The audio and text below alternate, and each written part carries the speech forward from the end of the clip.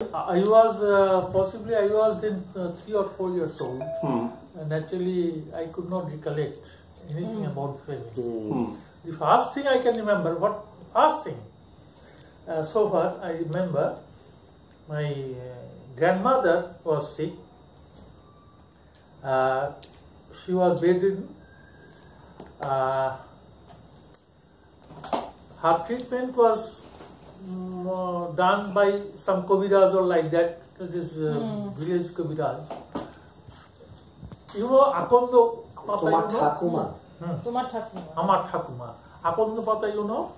Akondo Pata,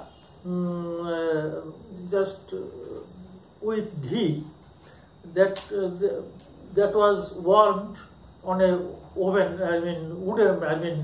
charcoal oven, and given on her chest. That was the treatment I remember. Possibly I was then 5 years old. And where was this? In Rangpur? It was in now Bangladesh. It was in a village named Gazaria, where I actually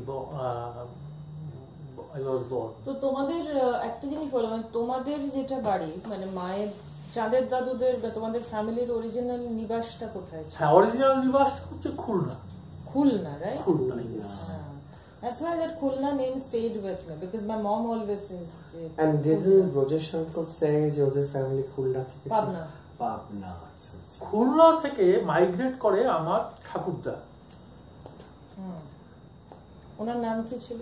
প্রসন্নকান্ত Sen Sharma. আচ্ছা। Migrate করে উনি যান। Actually উনি join করেন প্রথম, বিশ্বাস করবে না যাই করো না কেন, এই যে এখন সিরিয়ালও হচ্ছে, এর আগে সিনেমাও হয়ে গেছে সেই ভদ্রমহিলাকে নিয়ে, যিনি সেই সময়তে জমিদার নিয়েছিলেন কিন্তু ডাকাতি করে বেড়াতেন যে ভদ্রমহিলা। বলো তো, বলতে পারো? দেবী চৌধুরানী। এক্স্যাক্টলি, হ্যাঁ। তো আমার ঠাকুরদা ইয়াং বয়সে যে কোনো কারণে হোক বাড়ি থেকে বেরিয়ে যান। বেরিয়ে গিয়ে সেই ওনার দলে যোগ দেন, ডাকাতি করেন। আর এগুলো সব, this was all happening in Bangladesh? Yes. It is in Rangpur district. Okay. Yes. So everybody was, so our dadu was the oldest, right? First child. He was the first son. সবথেকে বড় তো হচ্ছে চাঁদের দাদু, সেটাই বলছে। No, আমি বলছি সেই সেই ঠাকুরদা আলটিমেটলি পরে এসে উনি সেটেল করলেন। তুমি জানো, ইতিহাস যারা পড়েছো তারা নিশ্চয়ই জানো যে জমি যখন চিরস্থায়ী বন্দোবস্ত হলো, পার্মানেন্ট সেটেলমেন্ট হলো 1909 সালকাল হবে, তার আগে পর্যন্ত যাই হোক, তখন উনি মহল, ওই বড় মহল বলে আর কি, সেই মহলে কিছুটা জমি ডেকে নিলেন, মানে নিলামে ডেকে নিলেন যে এই মৌজার এই জমিটা আমার। তাকে জমিদাররা তাকে একে না দিল, তুমি এটা দেখভাল করে এখান থেকে সব টাকা পয়সা খাজনা আদায় করে তুমি আমাকে দেবে। So I'll briefly translate for him. No, I can. No, you can get it. Okay. A little bit. Permanent settlement. That was the system at that time. Correct. তো সেই সিস্টেমে উনি দুটো জায়গায় জমি নিলেন। একটা হচ্ছে ইটাকুমারীতে, ওই রংপুর জেলার ইটাকুমারীতে, আর একটা হচ্ছে রংপুর জেলার গলনা ডিস্ট্রিক্টে, মানে গলনা মৌজায়, দুই জায়গায় জমি নিলেন। গলনার যেটা যেহেতু বড়, অনেক বড়, সেই জন্য উনি ওখানে এসে সেটেল করলেন, করে উনি বিয়ে করলেন, কিন্তু ওনার সন্তান হলো না। এইভাবে পরপর 4টে বিয়ে করেছিলেন উনি। তোমার ঠাকুরদা? হ্যাঁ, কিন্তু কোন ঠাকুমারই সন্তানদের হয়নি। যদি মানে তখন সেই সময়তে যেহেতু মানে এতটা ডেভেলপ ছিল না, সবাই তো মেয়ের দোষী দিয়েছে যে মেয়ে বাজা। আসলে তো এখন যদি হতো, এখন তো বোঝা যেত কারণটা কি। কারণটা ঠাকুরদাই ছিলেন গন্ডগোলে, তা না হলে Just walking. হি অ্যামাস্ট মাচ মানি, এইসব জমি টমি দেখে প্লাস ডাকাতি তো করিয়েছেন আগে, অনেক টাকা অনেক গয়না, তো এগুলো কে ভোগ করবে? Who will enjoy? 4 নম্বর ঠাকুরমা যিনি হলেন তিনি ছিলেন খুব প্রতাপশালী আর কি। তিনি বললেন না, এর একটা বন্দোবস্ত করতে হবে আমাকে। উনি তখন সন্তান অ্যাডাপ্ট করলেন। তিনি হচ্ছেন আমার বাবা। অ্যাডপশনটা কিভাবে হয়েছিল?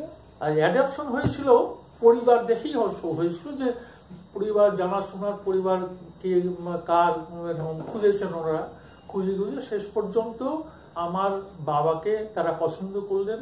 তিনি অ্যাকচুয়ালি তার যে মানে কি বলবো, তার যে ইতিহাস বা তার যে কিভাবে সেই সন্তানের জন্ম হয়েছে, সেই মানে পারিবারিক ইয়ে আমার কাছে আছে। বিশাল এত বড় একটা,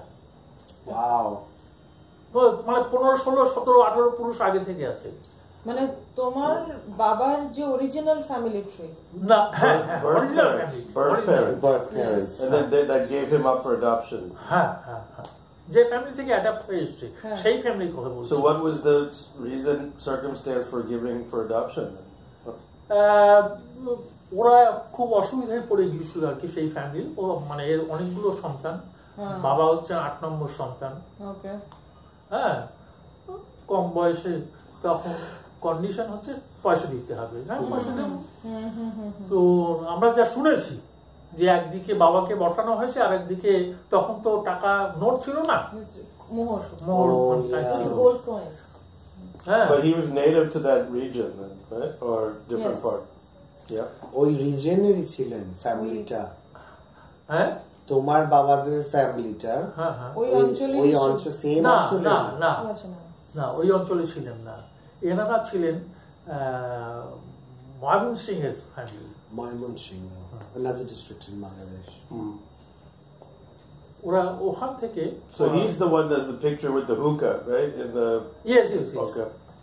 So he was the adopted son.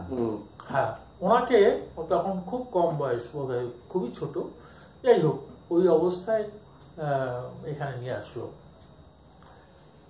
তিনি যা হয়, তোর যথেচ্ছ টাকা পয়সা ঠাকুরদার ছিল, ওইভাবেই বড় হয়েছেন।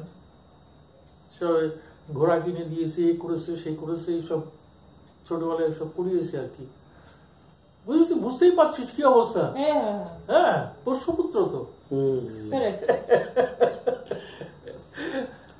লেখাপড়া ওই তখনকার দিনে যা হয়, যেটুকু হয় সেটুকু করেছেন ওসব। বাট পরে আমরা দেখেছি he was very good in mathematics. He was মানে খুব ভালো, অঙ্কে তো খুবই ভালো ছিলেন, কিন্তু ছোটবেলায় তো পড়াশোনা করেননি। হ্যাঁ, যাই হোক, উনি 18 বছর বয়সে আমাকে বিয়ে দেওয়া হলো। At the age of 18. 18 or 17, 17 কি 18 বছর। He got married. Yes. আমার মা তখন 13 বছর বয়স। Their mother was 13 years old. And first child came at her age of 14. 14 বছর বয়স যখন, তখন বর্দার জন্ম হলো। Wow. Then how many children was there? Total 12. 12. Yes, total 12, but 2 died prematurely, and we So she was pregnant 12 times. And 2, yes. And then 10 survived. Yes, survived. Since the age of 13. So Since first delivery 14. and last delivery 40. 40. Oh my which was At you, the age of right? 40. It's huge. Which is you or you? Yes, me. That's me.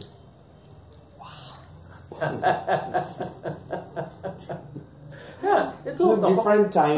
তখনকার দিনে সেরকমই ছিল। তুমি if you see about Rabindranath ঠাকুর, ওরা যে ভাই বোন ছিল এইরকমই ছিল। তুমি দেখলে অবাক হয়ে যাবে, আরে বাপ বাপ, একটার পর একটা। এই যে সারদার লেখা পড়েছি, ওদের একটা ঘরই ছিল মানে পার্মানেন্ট ঘর এখনো আছে, সেই ঘরটা যদিও অন্যভাবে, মানে সেটাই হচ্ছে হ্যাঁ আতুর ঘর। হ্যাঁ, একদম কেউ না কেউ সবসময় ওখানে আছে। John, that makes sense. Somebody or the other is always giving birth in the family during that time. Because also expectancy wasn't like, you weren't really sure if the child was going to make past like 5, 10, malaria, measles, famine.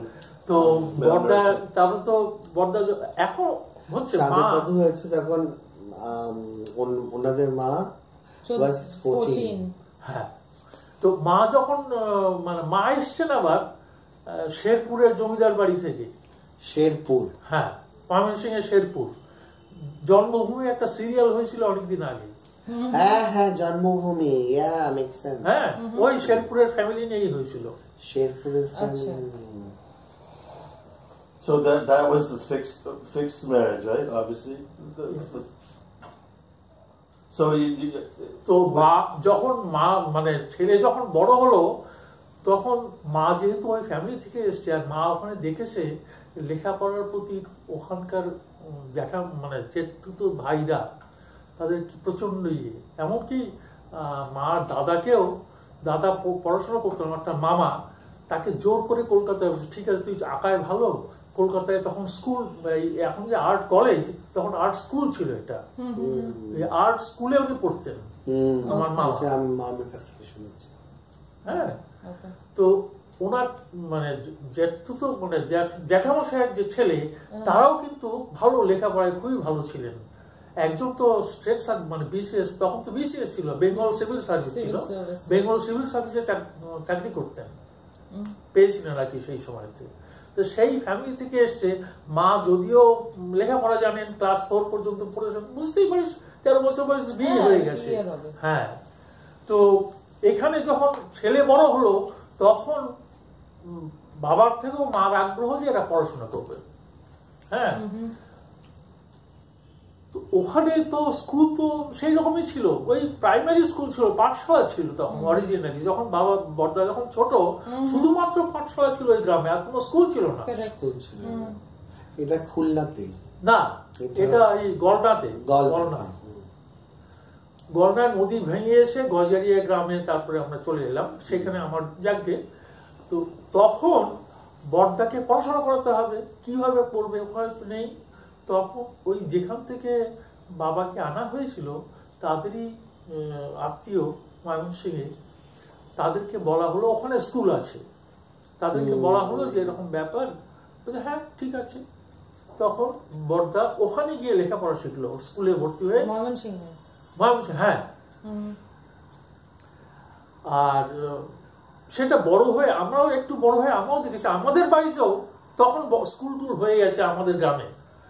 আমাদের বাড়িতেও কিন্তু অন্য বাড়ি থেকে লোক এসে lodging থেকে, মানে তারা থাকতো আমাদের বাড়িতে থেকে পড়াশোনা করতো, বুঝেছো? এটা একটা রীতি ছিল তখন। হ্যাঁ, কিন্তু বড়দার যেটা বড়দার কাছে আমি শুনেছি, বড়দাকে যা করতে হতো তার পরিবারে, মানে যেহেতু খাওয়া দাওয়া তো পয়সা দিত না, বিনা পয়সাই থাকতো, খাওয়া দাওয়া সবই হতো, সবকিছুই হতো। তার বিনিময়ে বড়দাকে কিন্তু তারা যথেষ্ট পরিশ্রম করিয়ে নিয়ে এসছে।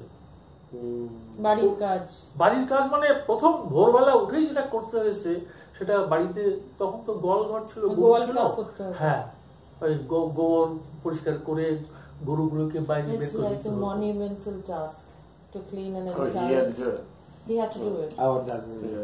এটা আমার বড়দা আমাকে নিজে বলেছেন, এই সেলিমপুরের বাড়িতে। সেলিমপুরে যখন আমি ছিলাম, আমি তো 1 বছর ছিলাম এই বাড়িতে, এই 1 বছর থেকে আমি মানে চাকরি করেছি, ডায়মন্ড হারবারে পোস্টেড ছিলাম। ঢাকুরিয়া স্টেশনে ট্রেন ধরতাম, ডায়মন্ড হারবার যেতাম। তখন কিন্তু এই ইলেকট্রিক ট্রেন ছিল না, তখন স্টিম ইঞ্জিন ছিল। Yeah, 50s, right? 1950. 1960. 1960.